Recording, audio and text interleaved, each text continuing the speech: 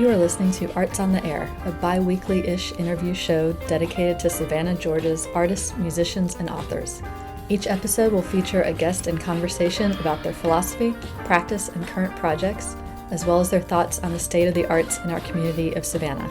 Our theme music is a clip of Summer Nights by the Eric Jones Trio. It's provided by our friend Mark Chesanow, who plays with the Eric Jones Trio every Thursday and Sunday at Good Times Jazz Bar downtown. Hey everyone, welcome to Arts on the Air. This is Tamara Garvey. I have David Laughlin with me today. Welcome, hey. David. And we have the pleasure of speaking to Stephen Kasun. Welcome. And Heidi Kasun. And Heidi. And Heidi. Welcome you too. The his better wife. half. I'm going to read just a little bit from your website, which I thought was a really cool description of your work. Oh. And you said... Well, hold on. I haven't updated it in 15 years. Okay, you can tell me what part Okay, this is so wrong change then. the age. This is going to be a surprise to me because I never update. Yeah. Hopefully you're still a painter though, right? Oh, yes. Okay, so this won't be too out of date. Using oil paint, I began experimenting more with painting knives, which force a direct and loose style. The impastoed surface of the paint itself will reflect a more pure color. The paint strokes are more expressive and deliberate. Does that sound accurate? Okay, so 10 years ago I switched to acrylics. Okay. Okay. So there was maybe a 5-year period that I just used palette knives and oil paint. And part of that's because when you're cramped in a little place to paint, and which I was in City Market, I couldn't And make still a big are. mess. Yes, and You're still don't at paint City there. Market. Yes, Yeah. still at City Market. And so that was a way. Oh, and also I was doing art festivals, and I could take the whole oil paint setup on the road, which a lot of people are surprised by, but you don't need much to do an oil painting. You can set up a little easel, have a little table, and that's all you need. But acrylics, messy, everyone says they're easier to clean up. I disagree. They stick to everything. Everything gets covered. I was going to say, I always thought that was quite the opposite. Everyone thinks that. I don't know why everyone thinks that. I didn't use acrylics up until maybe I was in my, that would be mid-30s. Because Okay. I did oils. You know, I got comfortable with oils early on, and watercolors, and both of those in high school. And I was in art school, and you just kind of stick with whatever you wanted. And some were, I used acrylic. I was an illustration major at Memphis College of Art, and a lot of that was, it was all pre-computer, so, a lot of pencil this and that. And after a year or two, I wanted to be a painter instead of a graphic artist. How would you, I'm curious, you're saying that on the road with your art fairs you would have a small oil painting you're working on. Yeah. How do you pack that up at the end of the night and take it with you? I would customize boxes that they could slide into, and I could carry them around, but So yeah. instead of just wrapping them in cling wrap. Yeah, no, you have to keep the He's surface. like MacGyver when it comes Oh, is that to right? being Yeah. mobile. We'll figure out how to do this somehow. I always thought there's got to be a better way to do this, and you look around and you ask people, and they're like, "Yeah, pizza boxes with Velcro and thumbtacks, and yeah." So putting Velcro on the back of the stretcher bars, and then having a rigid box that's not going to press against it, and if it does Yeah. press against it, you're the artist. You meant to do you call that. the shots. You say if that was okay or not. I wanted that effect. I mean, I tell people. A pizza Because I'm box an is artist, perfect. And It's I great. spilled something on it. That makes it Yeah. valid if It's okay. art, damn it. Because listeners, Yeah. if you haven't worked with oil, it takes a very long time to dry. Yeah. Well, Forever. so I figured out how to make it dry faster, and it was all stinky things like liquid. Yeah, the additives. Yeah, and Heidi's got a nose of a bloodhound, and And so you remember it well. Gosh, yes. The and house. I had burned out my nose, so I didn't smell anything. I thought everyone was being dramatic. I'm like, whatever, and I'm dunking my hands in paint thinner. Yeah, that makes sense. It's probably gonna kill me. Yeah. You But I probably gave got that some up. residual effects from it already. Yeah. And in City Market, I never had ventilation, and I'm right there on it. But Oh, yeah. so, So what exactly was it that made you switch to acrylics? Just all of this? well, I think I get bored easily, and no, I know what it was. I was in Blick one day buying my usual massive amount. Painting with palette knives, you go through paint a lot. And I would buy larger quantities online, but I would often go visit Blick and Utrecht. And Adam was the manager of Blick, and he's like, one day he's like, why don't you try some acrylics? How come you never do that? I'm like, oh, nobody uses those. He's like, no, nobody uses oils. You're the only one. Which wasn't true, but he's like, yeah, I just got it. He had a big sale on them or No, I something, don't and know. he had to get rid of them that day? I said, but what about all the students from SCAD? Aren't they using oils? He's like, no, they don't use oils at SCAD. It's like, it blew my Really? mind. Yeah. For Yeah. the early classes, for the foundation classes, mostly you're using gouache, which is interesting. Right. That's like the required thing that everybody is having to get at the same time as gouache. And then you're going to diversify into what you're actually doing. And most people aren't going to use oils because you have to like churn out a project really quickly. Yeah, and that's why I wanted to be a studio arts major and not an illustration major, because I didn't like the idea that I couldn't use my oil paints. I was comfortable with them. At the time, we're talking early 90s, serious artists used oil paints, and acrylics were for people that did, they were for the sellout artists that needed to get stuff done in a day and get paid for it. The more And I the was like, commercial okay. work and commercial the work. fast-paced stuff. Right. And Yeah. I was like, no, I'm going to do it like Van Gogh and Monet did it. Yeah, mix their own Yeah, right. I did some of that too. and put it in little pig bladders and tie them up. You know how they used to do that back in the day? Yes. That was weird. Yes. And they used to use earwax for oil paint medium in Renaissance days. It's true. It seems like that would really limit how much you can actually make. I know. Are you telling me the Mona Lisa was done with earwax? I have, There's a good possibility that's true. So I don't know that far back, but as early as Okay. like the Taft, I can tell you where I got the tidbit about the earwax. Okay. I was in like elementary school, and we had a Taft Museum in Cincinnati, Ohio, had a great art collection, and we had somebody there giving a presentation, and now they may have been lying, but they said a common oil painting ingredient was earwax, and the homeless would line up and get a couple bucks or nickels from the artists every day. They'd come in and get their ears scraped out. I'm so sorry I pushed that. Incredible. I've never tried it. Look what you did, David. Well, I was curious. Yeah. It sounds like, I don't know. I heard it somewhere. Secret ingredients back then, there's not written record because True. they did not want their secret ingredients out. True. So I think the wildest part of the story is the fact that it was the artists who were in the position of having money to pay people for anything. true. Maybe it was the patron would collect Yes, a maybe lot of that's it. earwax for their The artists. patron needed a painting, and so they were Or maybe supplying they the money for the earwax. went and got something for sandwiches. and- That's wild. Yeah. How about we back up and No, I want This is to. I great. want to go on about the even earwax. further Of course. back? Of course, David would. No, okay. I like the story of so you're from Cincinnati, Ohio, and your Yeah. earlier schooling was both in Memphis and Cincinnati. And Yeah. on your website it said, or maybe in the email you sent me about what brought you to City Market, Yeah. that you were living in Florida and then a spot opened at City Market, and Yeah. that's why you guys moved to Savannah. Yeah. That was fascinating. So you were so into City Market that you were moving here for that. Okay, I was in love with City Market in the early 90s when my parents retired here, and I would come visit and look around town, and I remember meeting Chuck Hamilton and showing him some photos, and he's like, Chuck Hamilton owns the A.T. Hun Art Gallery in City Okay, Market. cool. And it was a very nice, clean, it looked like a totally different gallery than what It has became. transpired. Now to be. there's a million artists. There was like 4 or 5 in there at the time.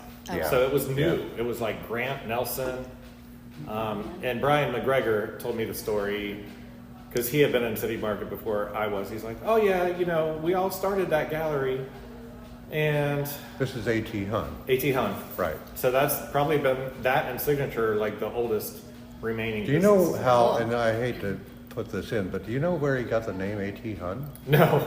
That's from a Monty Python sketch. Oh, okay. I asked him about this Nice. because I recognized it. Okay, I didn't want to go on. That's too good much, trivia. but- Yeah.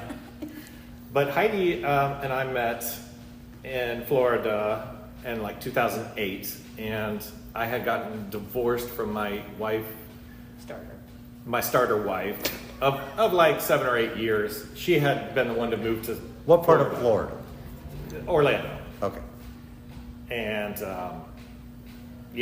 when I met Heidi, she had a bird girl statue in her backyard.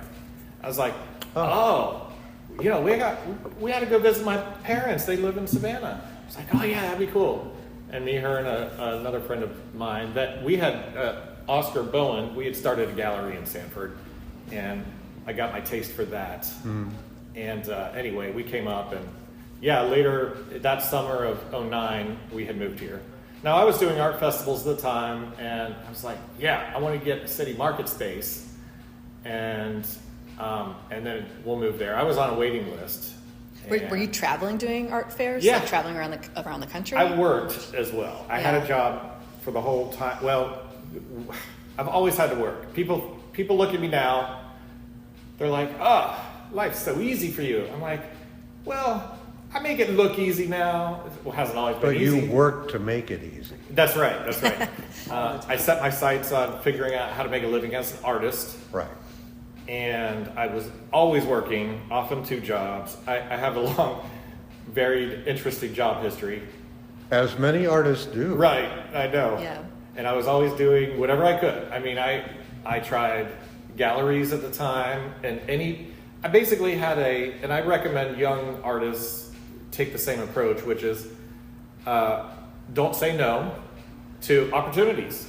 Even, we're talking early 20s. Nowadays, no is powerful, and I say no all the time because I have enough experience to know that I'm not going to enjoy that. Portraiture, I don't enjoy it. It's too fussy. Well, I mean, everybody has their... Exactly. That's the other thing I was going to ask, is what were you focused on then? Okay. There's no way to describe it. I've got to show you. This is radio. You can't just show me. But as much as we've talked about the past and everything over the years, you've never seen like stuff that I did back.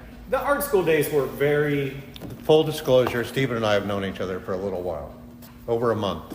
Now, I didn't really start using palette knives. This stuff is mind-blowing. All right, so... It's very fantastical. I mean, these were very personal paintings in the sense that they were based on drawings I would build up through, let's say, a month or 2 of my life.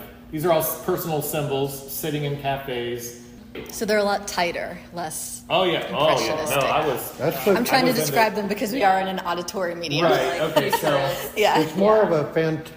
Surrealist. I don't want surreal. Fantasy. And it's with brushes. It's not with the palette knife, right? So and it's much more tighter. Very meticulous drawings I would do. And we'll have to have some pictures up on the site. Yeah, you have to send us some photos and we'll post them as well. All right, so I was doing a lot of this kind of stuff, so and I was trying, This is what you were selling at the art fairs? I was trying to. Yeah. I sold prints of them, and... You felt like the subject matter was not appealing to a lot of people, you think? Well, I had always made, let's just call them boring landscapes like this. Did you feel like they were more personal, and so they wouldn't go into like a marketable item? If I would have stuck with this for another few years, then it may have gained more traction. I'm going to find one that I did about Savannah. When you first started here? It was long before I moved here. Oh, okay. I mean, it was like, these were from the 90s. Oh yeah, okay. So on a visit to my parents' house, I had walked around downtown. I drew, you might recognize, this is called stair Savannah steps Stairways. and those iron wrought that's handles. on... It's not. It's not a exact reproduction. You're not. You are putting life into those and your vision into those.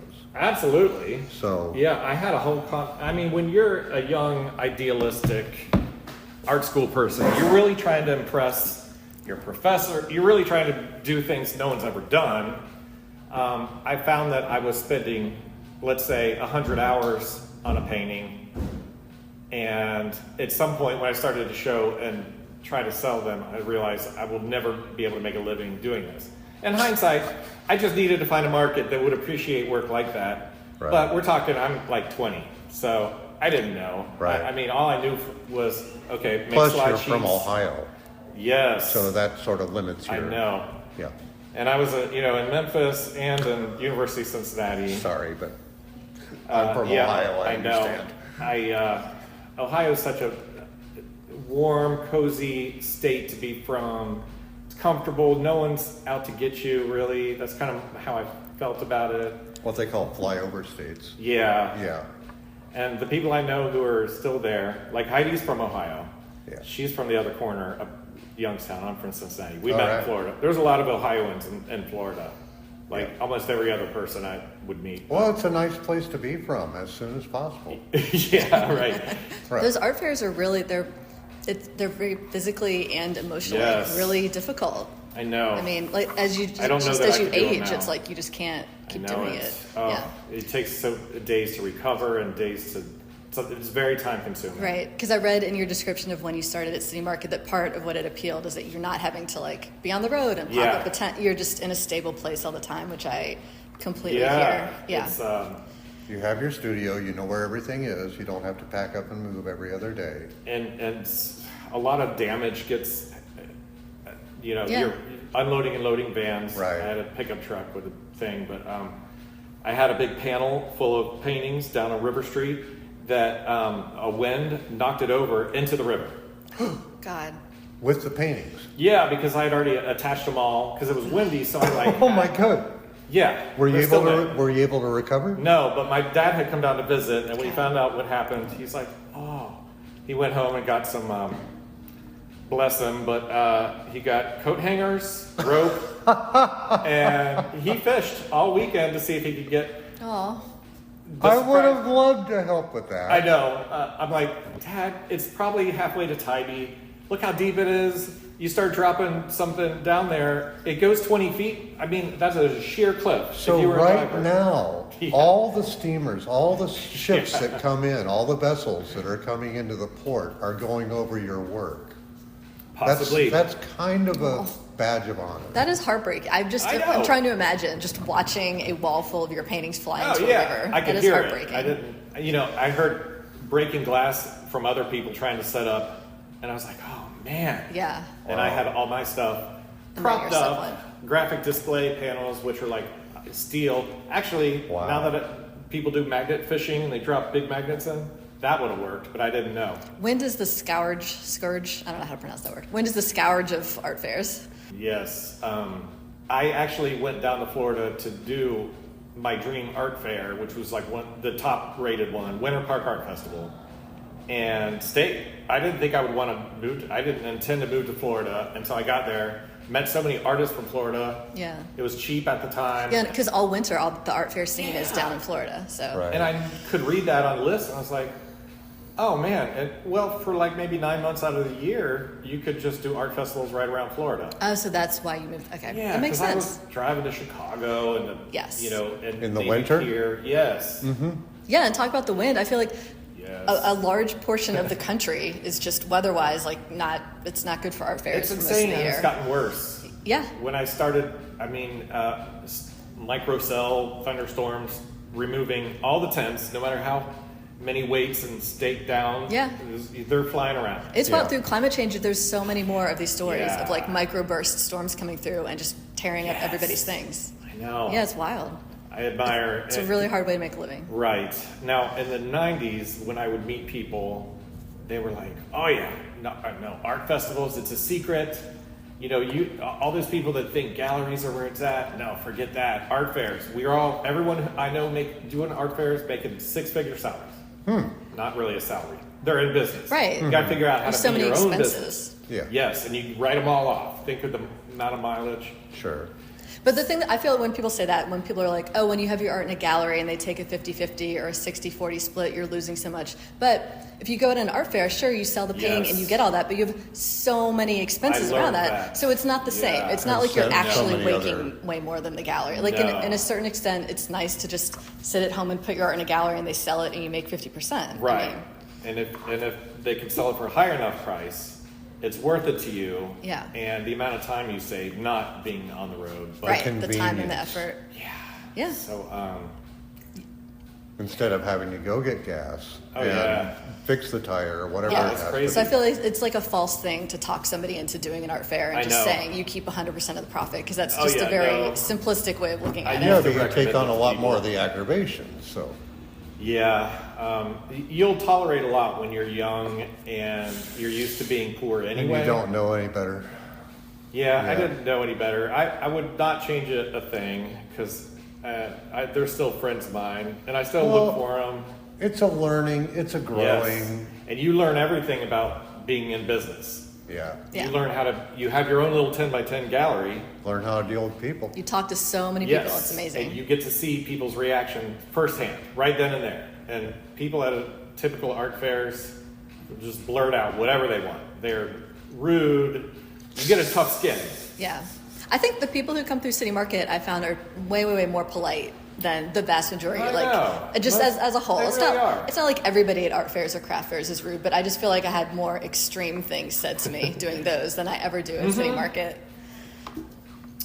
Yeah, and also you learn how to paint fast. I remember one of my professors saying, well, you don't just paint fast by painting a lot. You paint fast by intentionally learning how to paint fast. Because I think we were out trying to do a plein air thing, and it's like, this is impossible. You can't start and finish a painting in one sitting. He's like, yes, you can, and it's an important skill to learn. So I kind of remembered back on that. I was doing those intense studio paintings, staying up all night. That was my thing. Right. Painting alone, solitary. Right. And I was like, oh, well, I could never paint these in a day, but the people I know doing art festivals, they seem to be doing it. got like a week or two a month to Yeah. make a bunch of paintings. So Yeah. I was like, okay, I'm going to start with simple subjects because I liked doing photography. I had photography photographs that I always thought would make good paintings, and I just jumped into it with oil paint and just with the knife. Well, I've seen you work Yeah. with the knife, and frankly, personally, the knife has always intimidated me. Yeah, it's powerful. It's a sports car. It's a Ferrari. Exactly. I love that. Yes, it's but exciting. the way that you have that, what's the word, prepped? I get when you Yes. prep before you do one freaking stroke. Yeah, You have everything prepped the way you want it to on the knife. that started with before acrylics. you even have make, to have multi-layers. and that's just amazing to me. Tell us about Yeah. it. So on the knife, you mean you have different colors in a layer going down the knife? So Is that with what you mean? oil paint, it's thick, buttery, and very pigment dense. When I first started acrylics, I was like, everybody always says acrylics look different. My goal is to make paintings just like I did the oil paintings. They're going to look like the oil paintings. And for a few months I did, and no one could tell the difference. And Right. it involved heavy body acrylics and, heavy gloss medium stuff. And Knowing when to water it down and when not to. yeah, that started to come later because I couldn't really work with water in city markets. Oh, really? Oh, that makes sense. A little bit here and there, but you're packed in. Yeah, you're right. So it wasn't until I moved into my current space and hired a full-time employee. So the first 6 years the first year I was upstairs. I had Bobby Bagley's original space, which was the little pizza slice up at the top of the stairs to the Okay. right. And they're on the south side of City Market. You're on the Yes. side next to Signature Gallery. The good building. Yep, and David. It's unnecessary. yeah, no, they both have their strengths. I loved that our side of the building, when I first moved in, was great. I immediately became friends with Albert Seidel. Oh, Yeah, King David, right. Diane, Right. and and Roeder. He's not around Diane is anymore. now next door to me. Yes. I'm on the north Yeah. side. Yes, you're in King David's spot. That's right. Really? Oh, special spot. I think I'm one of the only Yeah. people with 2 windows. Yeah. One of the He had a spaces. bubble machine at one. I need to get that. I remember seeing that. Yeah, I that remember was seeing good. that out the window. Bubbles I've been out the telling window her to to draw get the people up bubbles. like the Pied Piper. Yes. It's a cool idea.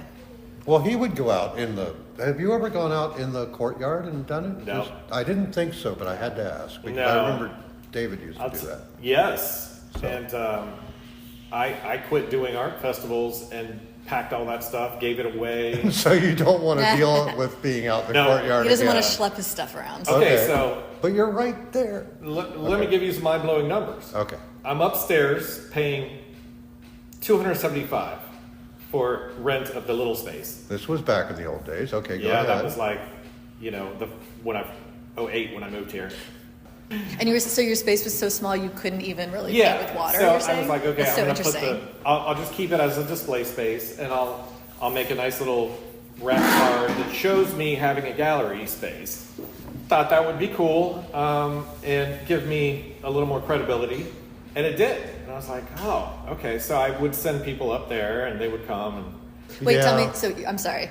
Where was your second? You were painting upstairs. Oh, Where yeah. was the second space? painting upstairs the first year or so, and where the Pie Society has the two downstairs, Yes. directly downstairs. Those are small. So you had Tiny. those to show your art.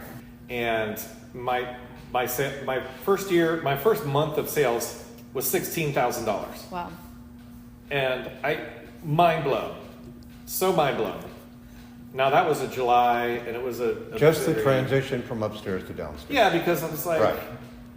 Because nobody comes upstairs except. yeah, only if you send them up there. Like, you got to go find your clientele, tell them to go upstairs. That's where that painting is hanging. Right. We've We've tried so many things to get I people know. to come upstairs. I know.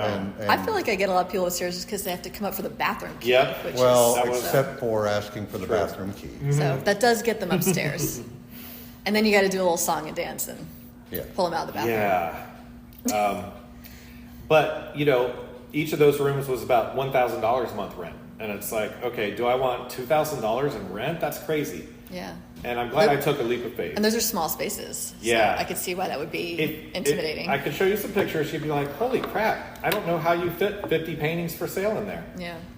Okay, so then, not all months are great like that, but But that was a good impetus to. sure. And I was Sure. like, oh, I've never made money. I've never had money in a savings account up until that point.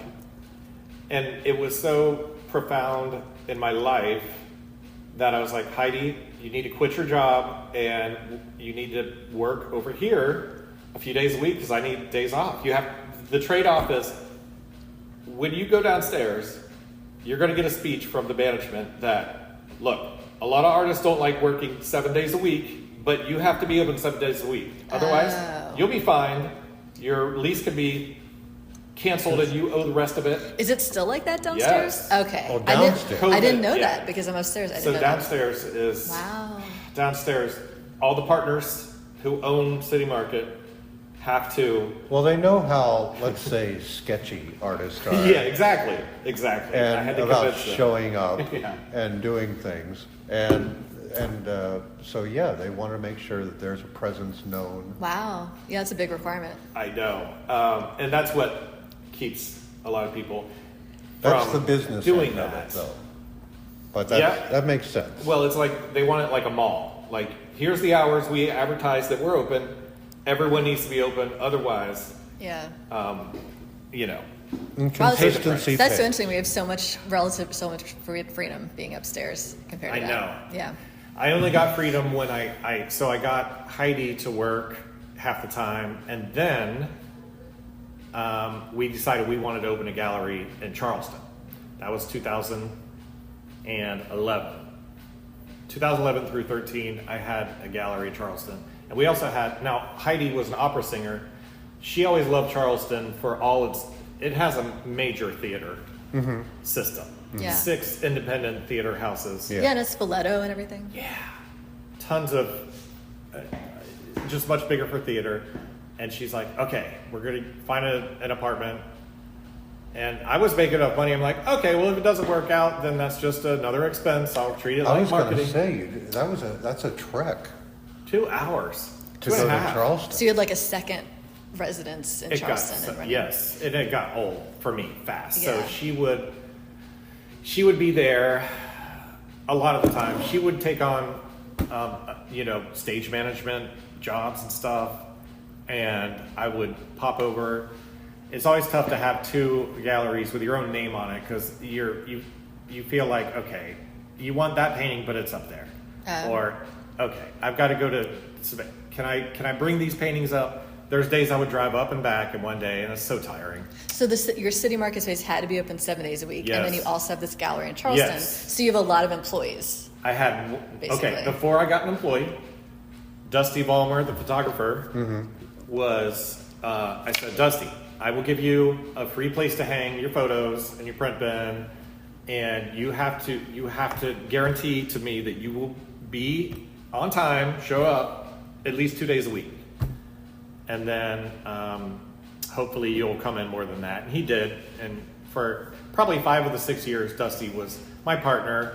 I never used to get rent money or anything. I was like, okay, just sell when I'm not there. Yeah. So between him and Heidi, that was a good mix. Then Vicky Waits had the 2 spaces I currently have, and now we're talking 3 times the rent I was paying. So these are, for the listener, these are 2 spaces on the ground floor of the South Building. Yes. Okay. In City Market. In City Market. Yeah. And at first, she was retiring. She had been there for 25 years. Yeah.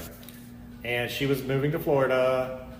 And I knew they were great spaces. I always thought, I would always look out in the courtyard and be like, oh, how'd she get that space? How does anyone get a space like that? It's got a courtyard window, and it's got it's a big right there when you walk by Yeah. or when you walk in. It's right there in front. So she told me, oh, well, I'm going to be leaving in a few months, and you need this space. I've made millions in this space. I was like, yeah, but I'm fine. I'm comfortable where I'm at. I don't know if I want to take on more rent. If I bring Dusty along, he's not going to pay any rent. Then I'm going to have this whole situation. I'm going to have to. So luckily I found someone who was great, and he's been John Kelly. And I had a set of keys already made for him. I'm like, can you start now? He did start a couple of days. John's fantastic. How long has he been with you? 9 years. Wow. Yeah. That's incredible. I know. He's great. He doesn't. I said, okay, now John, when you work, He's got almost a perfect personality for that too. Yes, He really does, because he's welcoming. And So you have it's pretty wild that you have 2 spaces on the ground floor of City Yeah. Market. One of them is small, and the windows are right on the courtyard. And you don't really you don't sit in there or. I'm trying. The last 2 it's just days like a I've been in showroom? Okay. Okay, And then so- the other room is bigger. And do you paint in there? there. No. But if it ever came to me having to be open, if Heidi and John can't work and I have to be there for an extended period of time, I'm going to figure out a way to move my paint area there, because I just do not have room where that little one is for more than small paintings. And Yeah. Well, sometimes do you get a lot of work done because people come in and they start talking? right, I never get anything done. Right. Yeah, so I've considered, once I got my employee, and because having an employee and having an expensive space, in some ways it's like a job, and I treated it like a job. I mean, coming from my 20s, working so hard, multiple jobs, juggling, Right. trying to make money from art, as soon as I kind of got that downstairs space, it was clear that I could make it work and afford to buy a house. So we did. We bought a big a house, got a great deal on it. What neighborhood do you live in? Park Avenue, Oh. East Side Victorian, 3,200 square foot house, big 3-car garage that I converted to an art studio. So once I got that situated, now that's kind of the man cave too. So you do most of your painting at your home studio? Yes. Okay. Pretty much from that point on. The only time I would work at the gallery was when we would get quiet, and I would kind of, February, January, you start questioning your life choices. So you'll find me more often. You than can not. actually they don't have rules at City Market about actually working versus Not just kind of downstairs. sitting there selling? Not downstairs. Okay, as long as you're open 7 days a week. As long as you're there. You're All right. considered, as long as you're open. You can hire people. Yeah. You're considered more like a vendor or like a, Oh, interesting. yeah. But I Okay. mean, this is why I say, I don't see you, when you came up, when you say you could retire, it's just that you have such an innate gift, let's say, it's a talent, curse, however you want to say Right. it, however you view it, that I don't see you stopping doing Oh, no. that. No. That starting from a young age, painting was the How early? crayons. Really?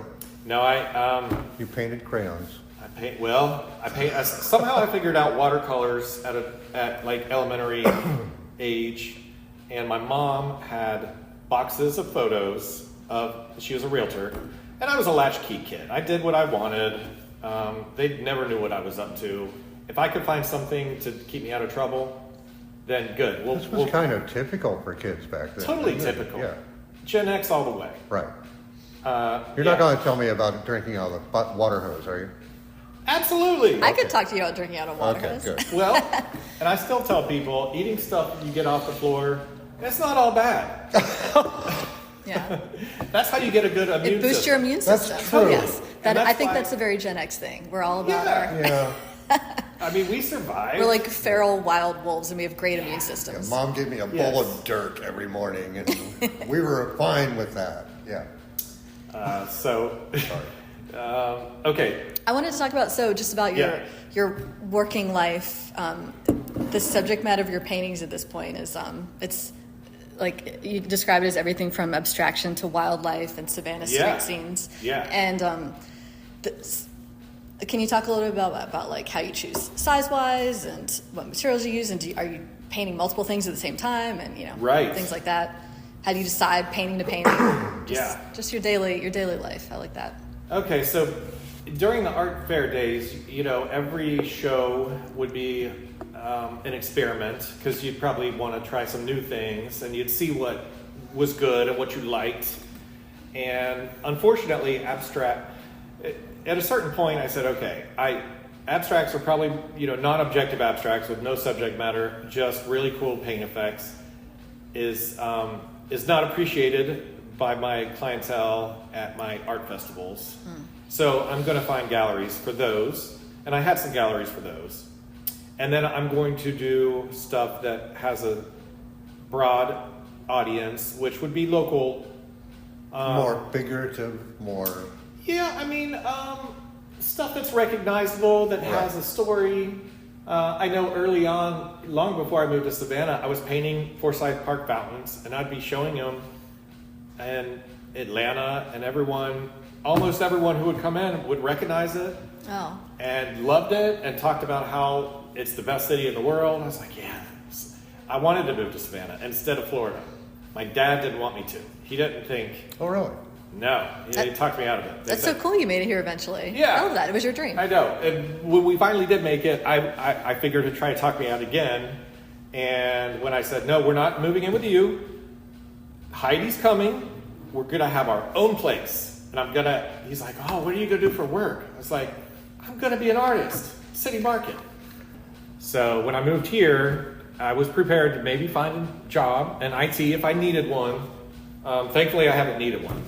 But it's always in the back of my mind that I could easily be broke and doing the same thing again, and that'll probably be fine, but that'll be tough now that I'm about 50.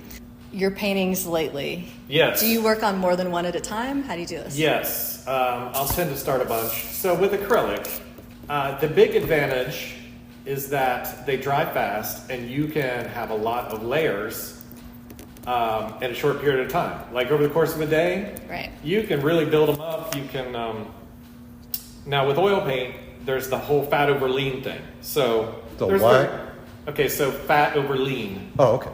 So now with acrylics, the opposite's true. You can do as many thick over thin or thin over thick as you want. It's all going to dry and chemically bond to itself. Oil paints, you may get away with it, but it'll crack, and if you start putting certain things in. Right. That So dry. fat and lean, you have to start with really thin, light layers, and then you can build up to thicker layers as you go on. So Yeah. I'm quite the mad scientist in my studio at home.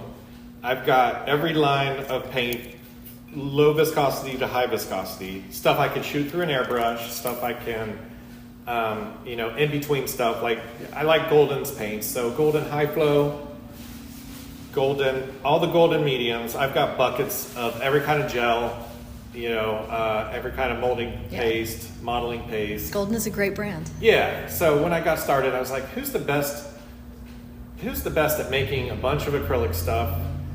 And the Golden's website's great. It's got tons of how-tos. The people are great. You can email them questions. I agree. So you have multiple paintings going, and you can kind of chip away at each one a bunch of Yes. times over the day. I like that too. Sometimes I outgrow the idea for a painting and it'll sit around and I'll just start over with something else. Yeah. If there's already a bunch of texture on it and I don't like the painting or don't want to finish it, I will put a bunch of new texture on top and work with that. So Okay. Sure. you can always Make it abstracted, kind of. Yeah, florals. Now, I'd say in the last 5 years, I've really decided I want more abstract in all the things I paint. Yeah. So, Well, what you do now yeah. is fantastic, Thank you. I think. Goes We're to show how much you know. It's actually, Well, you only see the good ones.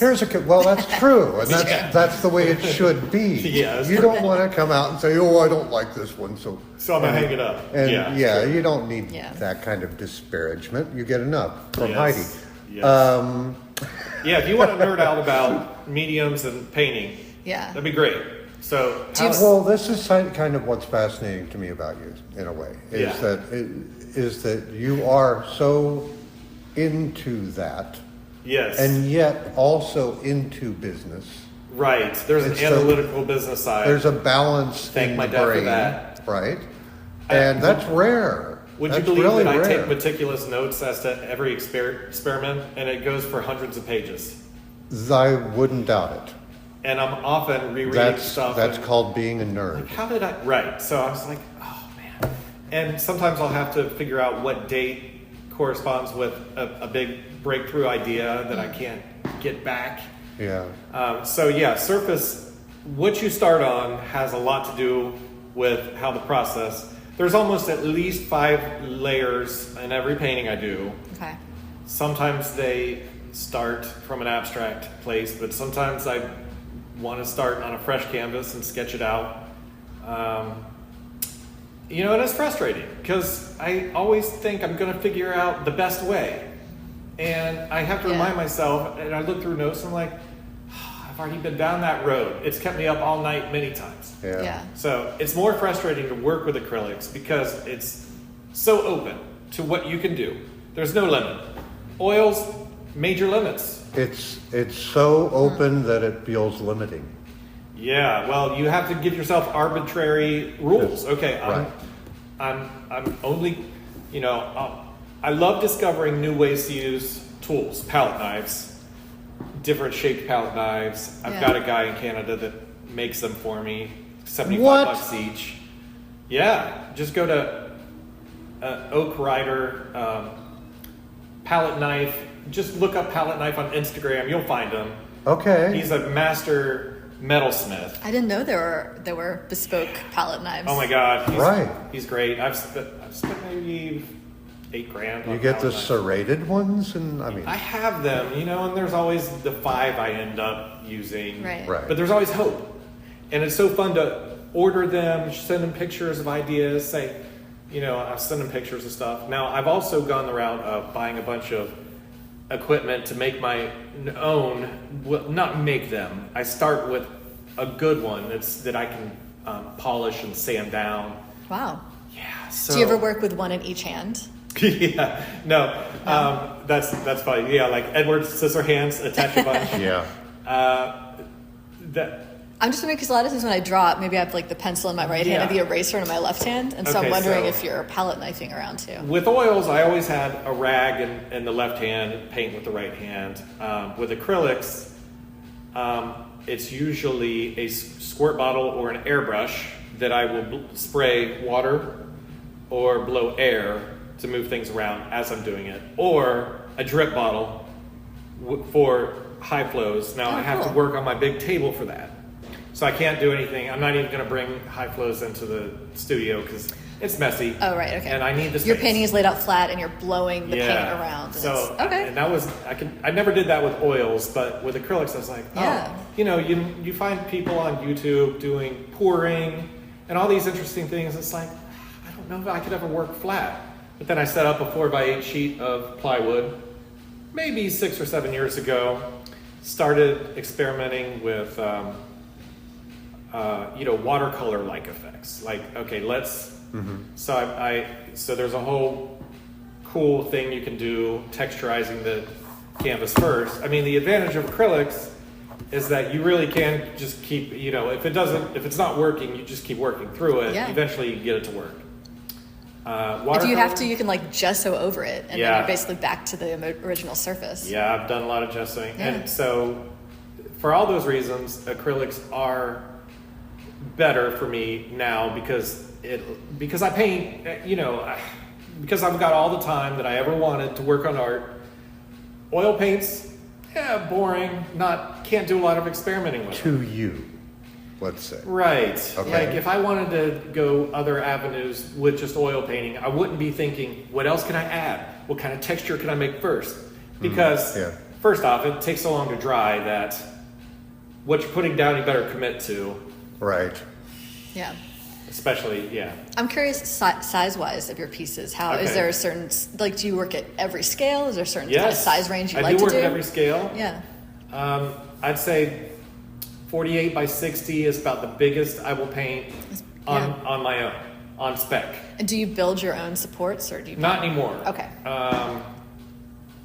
I can. Once a year I'll go through paintings that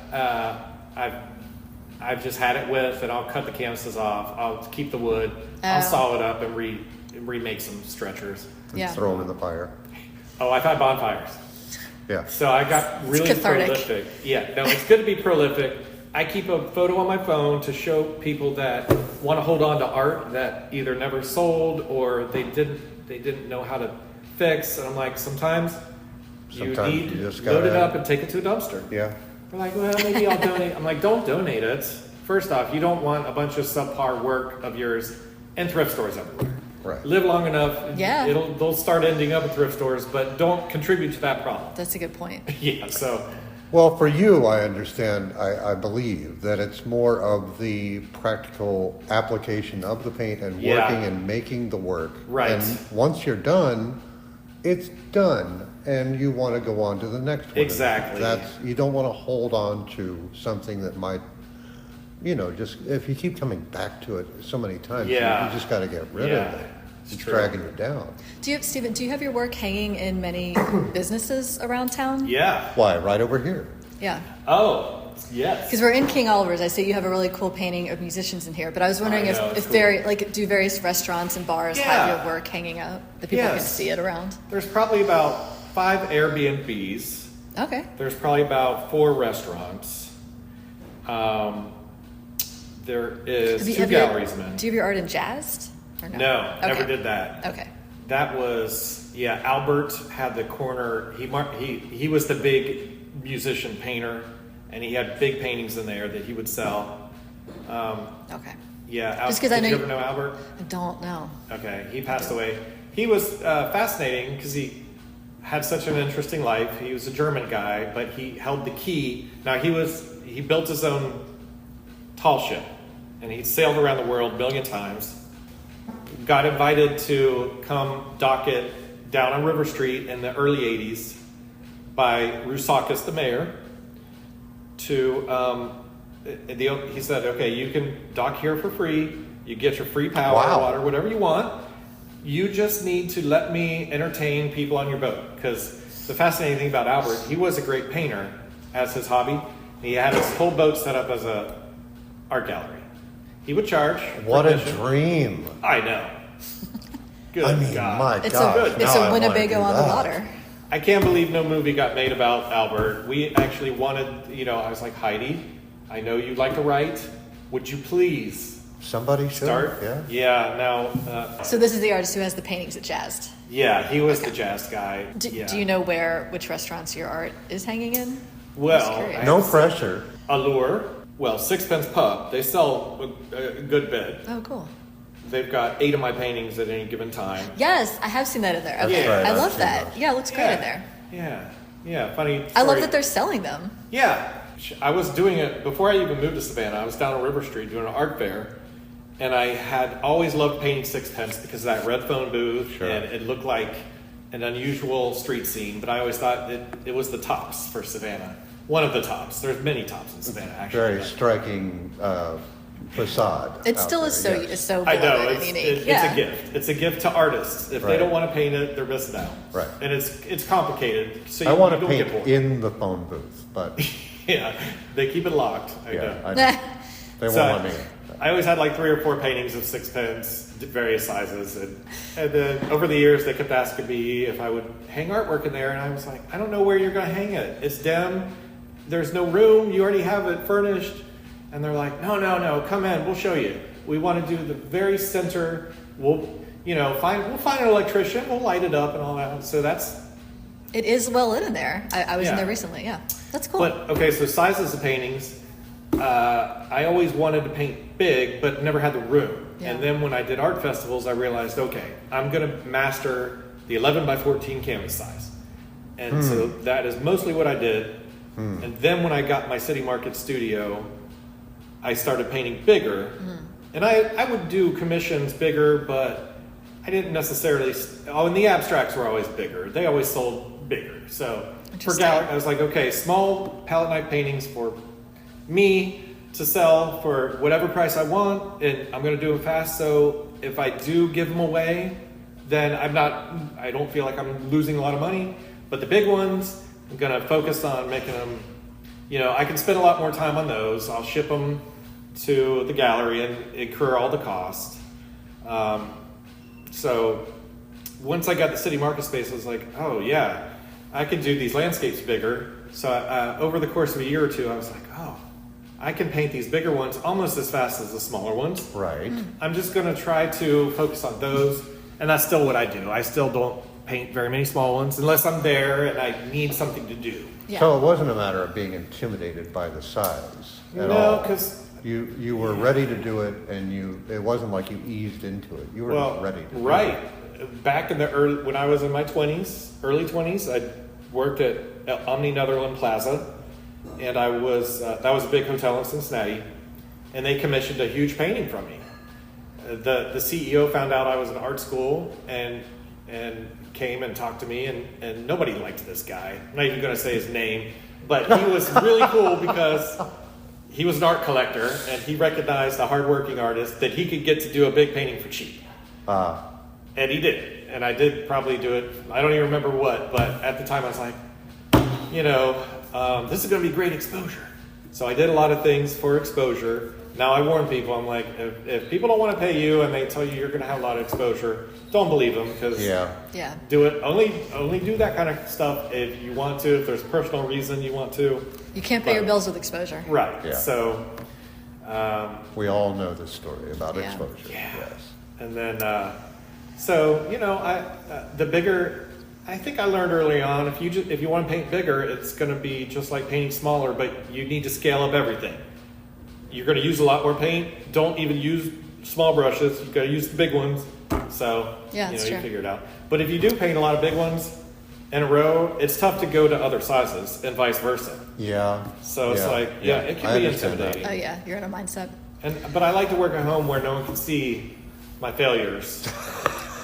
Because, I'll do an experiment where I'm like, okay, I'll bet this will work better if I dump a lot of thick matte medium and use, a texturizing brush that's probably like an old crappy brush. And then I'm going to squirt the paint into it. And then I'm going to just get that first layer as ugly as I can. Maybe keep it random. Maybe half will be this way, and then let it dry. I have a whole drying system down there where fans are suspended. And I can, like a baker rack, Yeah. Wow. slide it up there, get it out of the way. Interesting. Take a break and don't look at it till, and then work on something else. So I work on a handful of things. Don't Yeah. think of them as failures. No, they're These never are failures. That people will see you failing Yeah, at they're it. ex- These Well, are learning no. experiences. Like you said, experiments. Yeah. Yeah. I know. Cool. I call paintings that never sell, I call those failures because they didn't complete their life cycle, which Okay. ends in somebody owning them, putting them on their wall. That's fair. Yeah. But Interesting. still, they're there someday for someone. So. you know, Yeah, no, they're there for me to reuse or destroy. Or for you to just To learn look from. at. And, Yeah. Yeah, and you never stop them.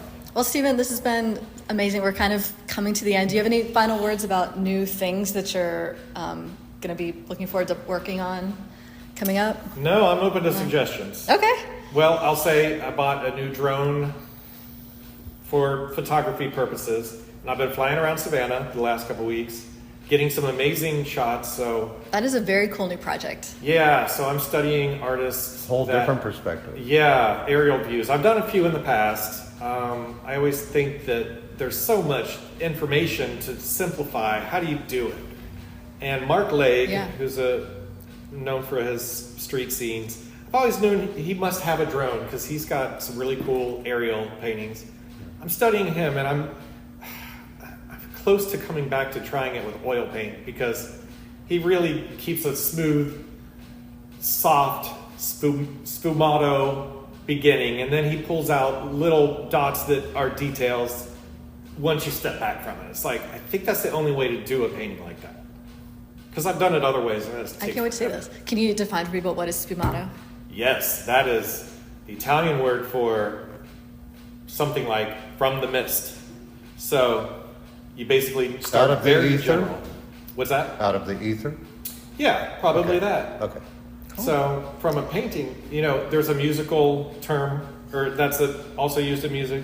And for painters, it means you don't focus on any details till the end, and you bring everything up from a very blurred. So it's how Wow. realism. It's how good realism is probably made. Wow. I can't wait to see this upcoming really. series of aerial Yeah. paintings. That sounds very cool. I've been focused on how to get the more realism lately with keeping background soft. As Yeah. you know, palette knives, they call so much attention to themselves. One stroke of a palette knife will get all the attention in a painting if that's all you have. So, they could be fast, but they can also be slow. I figured out how to get a lot of detail with palette knives, just like you could with brushes. So it's still all in your mind. Cool. Yeah, but it sounds like, I hate to say this, it's going to sound trite, but it sounds like your journey Yeah. is continuing quite well because you're Yeah. still learning. You're still getting, Yeah. now you want to get a new expression and a new perspectives Yes. on this. Yeah. And It will that's- literally be a new perspective. Yeah. That's one of the greatest Yeah. things about doing this. Thank Good. you so much for your time. Absolutely. It's been fascinating. Yeah, no, this was great. I yeah. love talking about my past because I never do. Yeah, this has been Tamara and David and Stephen Kasun, and you can go visit him. He has 2 spaces in the south side of City Market. That's the side next to Signature Gallery. And everyone, you can follow us on Facebook at Art on the Air. Thank you. Thank you. Thank you. Thank you.